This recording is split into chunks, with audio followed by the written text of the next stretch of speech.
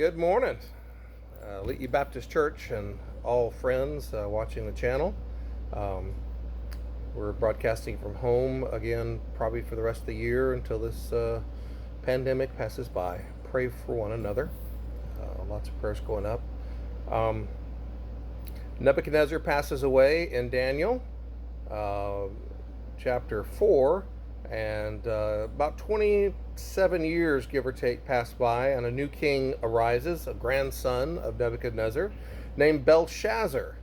You got Nergal, Sharazar, Nabonidus, different kings that in between. All of them pass away. Nebuchadnezzar passed away about 562 BC. He's converted to monotheism, but he doesn't pass it on to his kids. So we see now the scene, the setting is that Babylon is completely surrounded and unaware that it's surrounded by the Persian army outside. Persian army has been working bulwarks and has diverted the entire Euphrates River away from Babylon. As the water's receding, any moment now, the army could march into the great city of Babylon, which could not be taken by conventional means. This was decidedly a engineering feat of the day to have taken care of this. So Belshazzar, thinking he's secure inside, he's got several years worth of food, have their own gardens and everything inside. They're secure. They don't care if the Persians are out there or not. They feel like they can outlast them. So Belshazzar the king made a great feast to 1,000 of his lords and drank wine before the 1,000. Belshazzar, this is chapter 5 of Daniel, whilst he tasted the wine, commanded to bring the golden and silver vessels which his father Nebuchadnezzar had taken out of the temple, which was in Jerusalem, that the king and his princes, his wives, and his concubines might drink therein. Now, odd.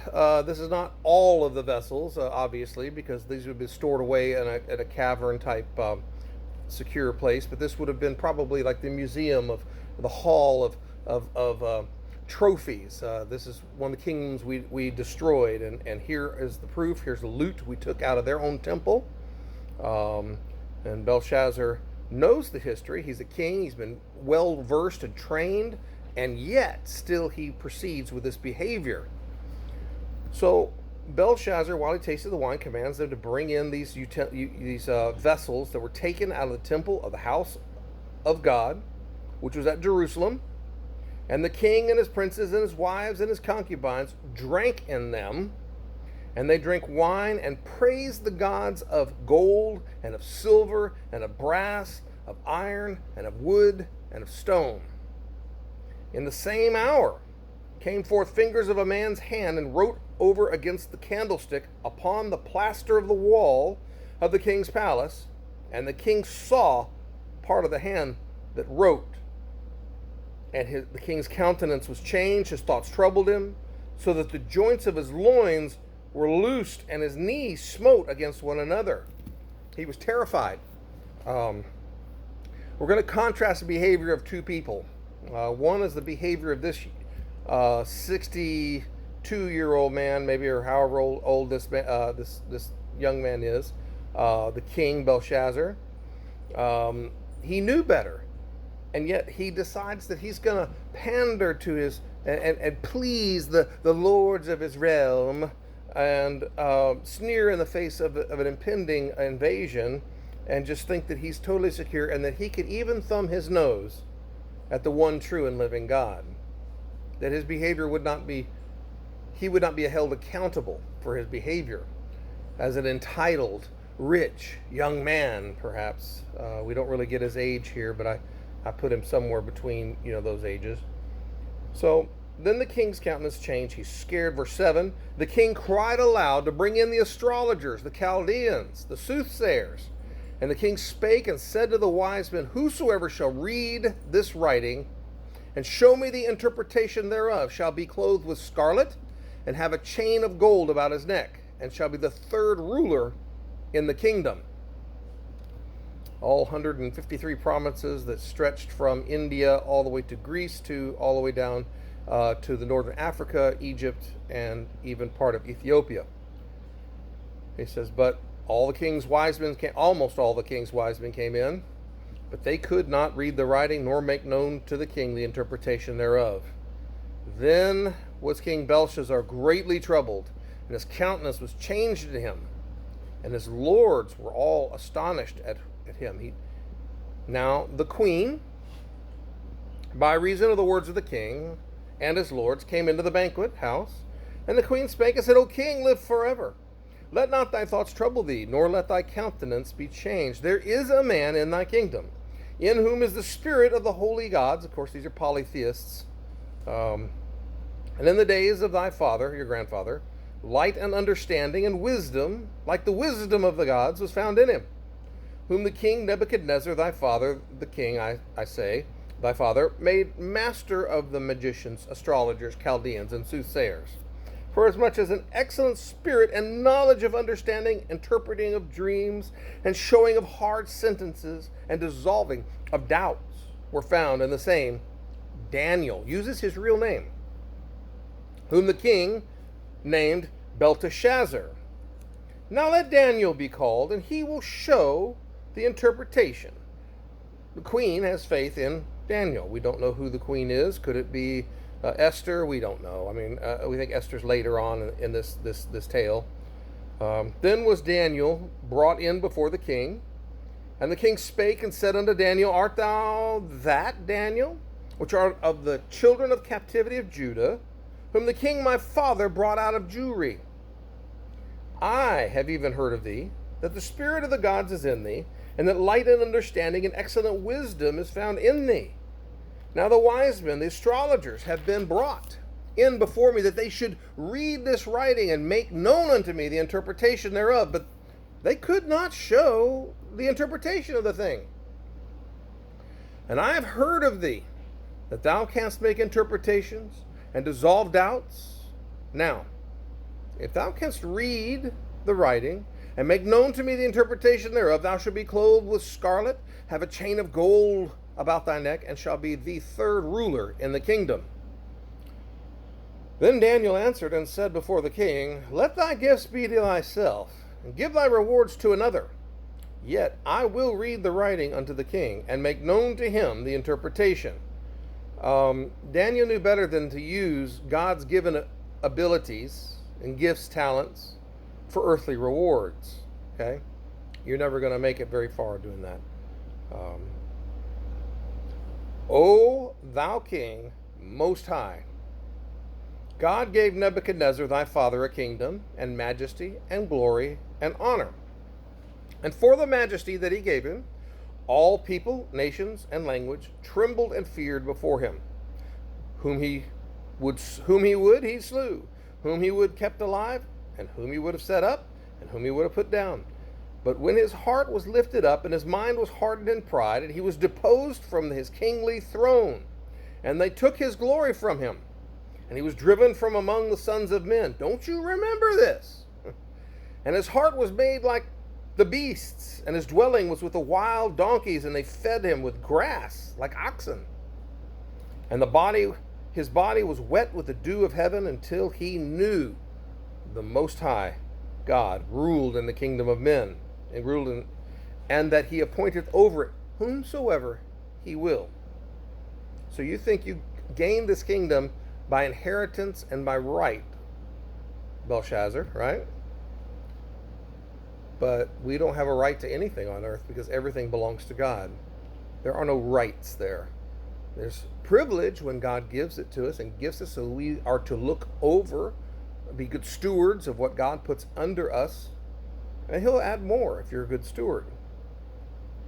Well, the denouement of the purpose, climactic resolution here is going to be, And thou, his son, O Belshazzar, hast not humbled thine heart, though thou knewest all this, but hast lifted up thyself against the Lord of heaven, and they have brought the vessels of his house before thee. And thou and thy lords, thy wives, thy concubines, have drunk wine in them, And thou hast praised the gods of silver and gold, of brass, iron, wood, and stone, which see not, nor hear, nor know. And the God in whose hand thy breath is, and whose are all thy ways, hast thou not glorified. Then was the part of the hand sent from him, and his writing was written. And this is the writing that was written: Mene, mene, tekel, upharsin. Okay. He says, well, you've read the sentence. Now, what's the interpretation? Of course, Daniel, right along there, verse 26 says, this is the interpretation of the thing. Mene. God has numbered thy kingdom and finished it. He says it twice, so it's done. Tekel, thou art weighed in the balances and are found wanting. You don't measure up, son. Your character, never going to get it. You're a lightweight. Perez, thy kingdom is divided and given to the Medes and the Persians. Then commanded Belshazzar, and they clothed Daniel with scarlet, put a chain of gold about his neck, and made him a proclamation concerning him, that he should be the third ruler in the kingdom.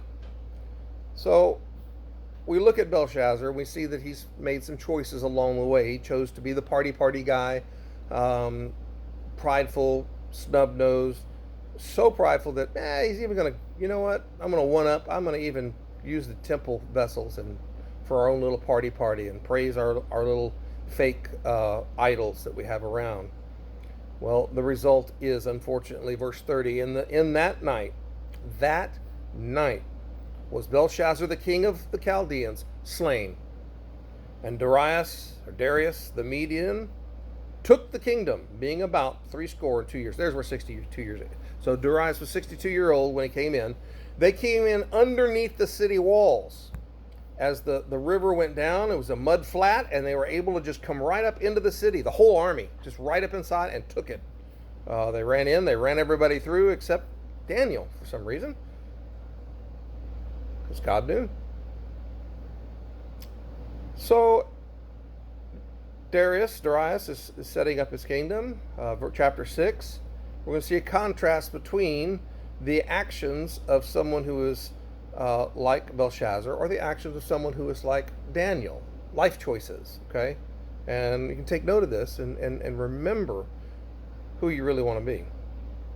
It pleased Darius to set over the kingdom 120 princes, which should be over the whole kingdom, and over these 3 presidents, of whom Daniel was first, that the princes might give accounts unto them, and the king should have no damage. Then this Daniel was preferred above the presidents and princes, because an excellent spirit was in him, and the king thought to set him over the whole realm. So the setting is, there's some people that get jellies, they get jealous. They're concerned that Daniel has just been promoted above them.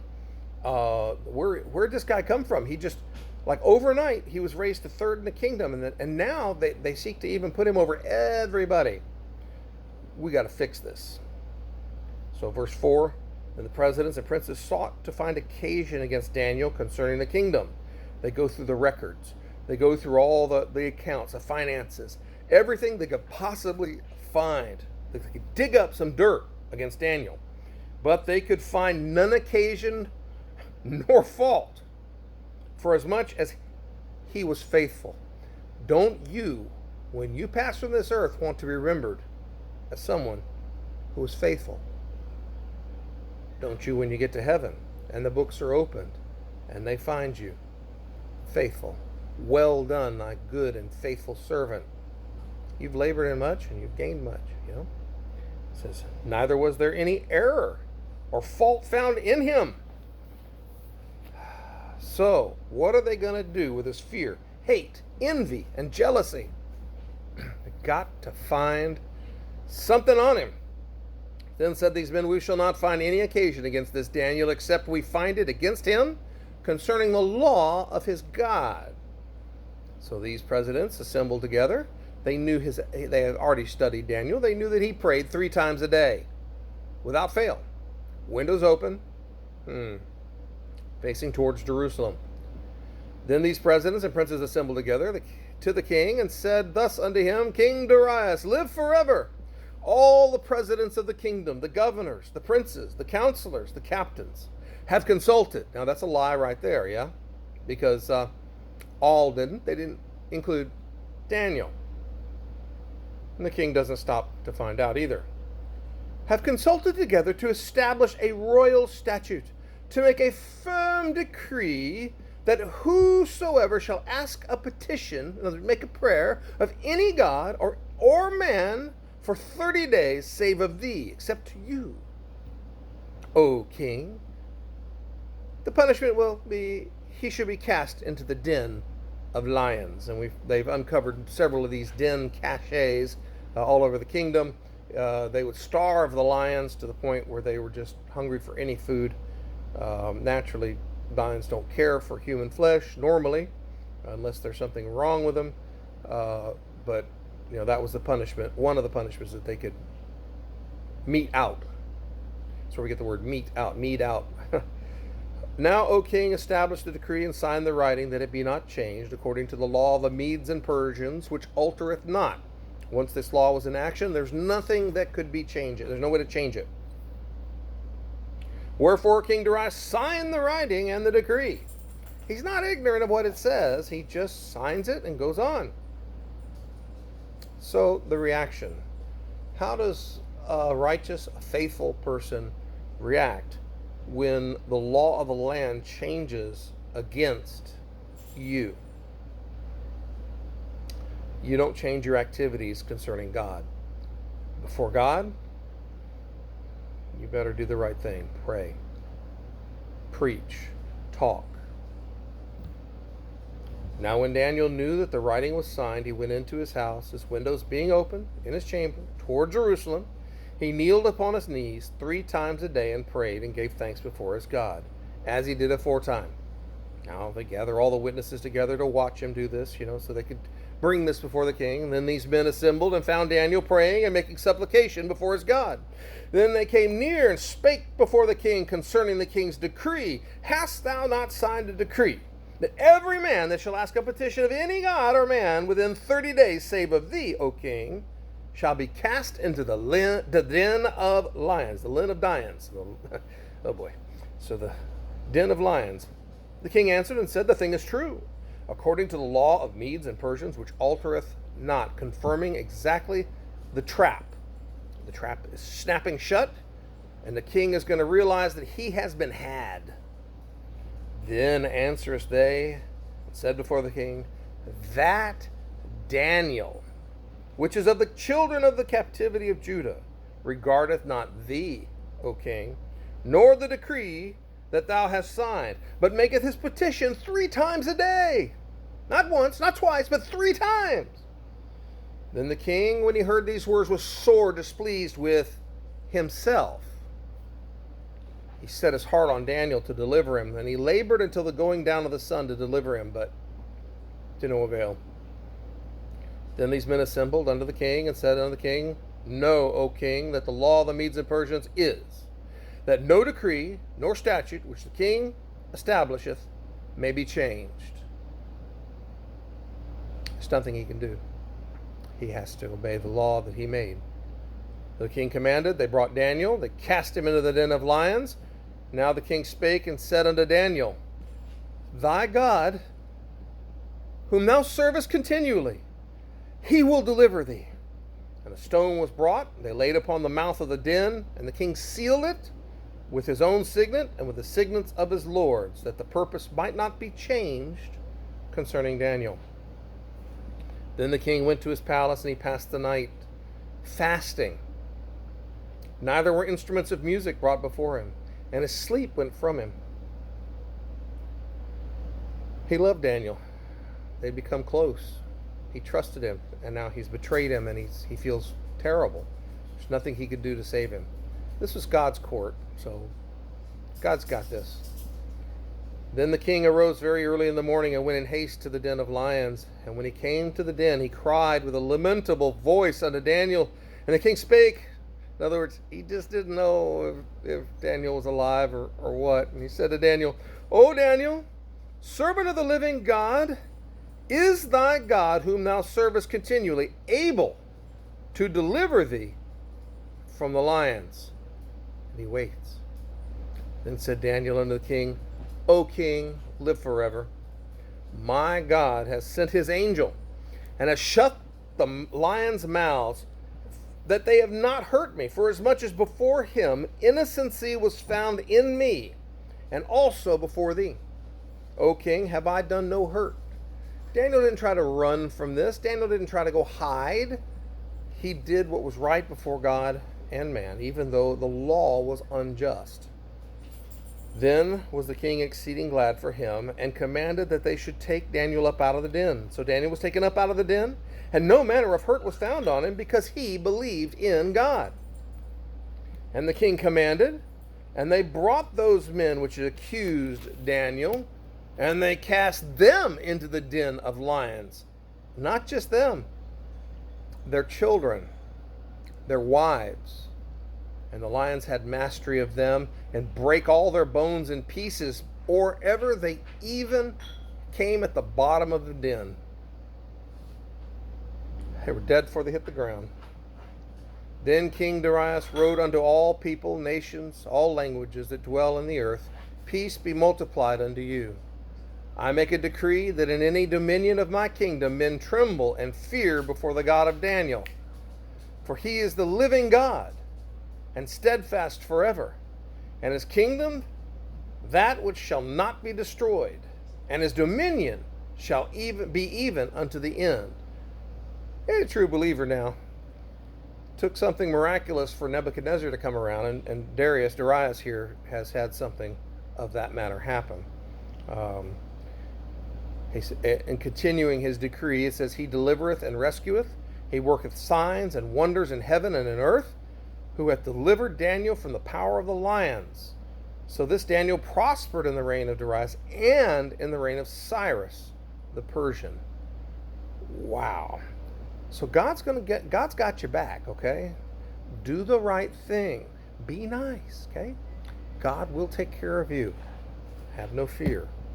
Love the Lord your God with all your heart, mind, and soul. Lean not unto your own understandings. Okay? Wide is the way of the world, but narrow is the path which leadeth unto righteousness, unto heaven, unto eternal life. So God invites you now to have that type of relationship with him, to invite the Holy Spirit into your heart, or invite God into your heart and save you. If you'll just trust him and what he did on the cross for you. He died on the cross for your punishments. He took your punishment so you wouldn't have to. So he could offer you eternal life if you just trust him and what he did and say, God, forgive me. I'm a sinner. I need you in my life. Be the Lord over my life. Come into me and seal me and show me this better way that I can live, that I can know my purpose. I don't want to be a Belshazzar. I want to be like Daniel. All right, we're going to pray. God bless.